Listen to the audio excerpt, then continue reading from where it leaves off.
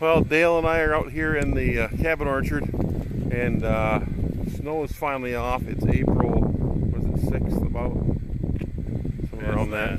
So, and we're looking at the deer damage. This orchard had, the trees had these 5-foot fences around them until last fall. The idea was that someday I'd take the fences down, so on most of the trees I did. Now last fall I top worked the trees so that the limbs were basically taller than about 5 foot, the first whirl, and let the deer, see now that the deer can't get to most of the tree. Let's look at the damage that they did do. Anything, this is about 5 feet up right here, any spur or branch within about 5 feet of the ground, they took right off. And they'll grab the limb and break it even. Yep, so almost a 1/4 inch. This is all the way up to a little over 6 foot right there.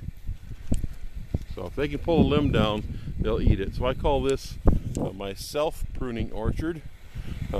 Everything within hands of reach or almost is already pruned off. Will be pruned off every spring. This is a Wolf River apple. And so a lot of deer damage where I don't, the tree can survive it. Well, here we are in the lower orchard.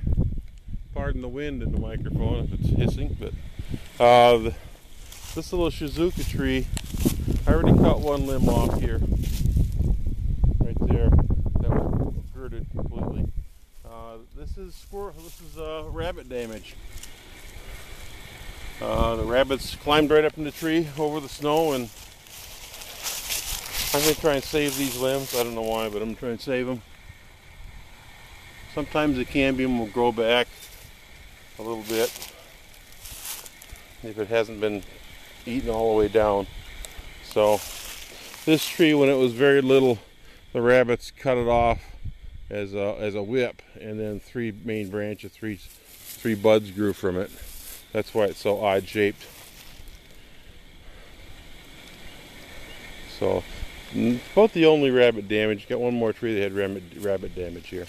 What we're going to do to give this limb a little bit more of a fighting chance is we're going to prune back the outside limb, take about 30% of the growth off, and so this limb doesn't have to provide so much nutrients. So, Dale, why don't you cut that off? Right out here.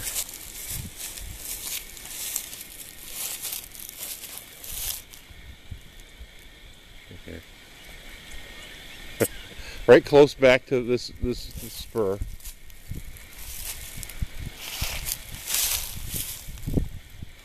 And that'll put out buds at that spur.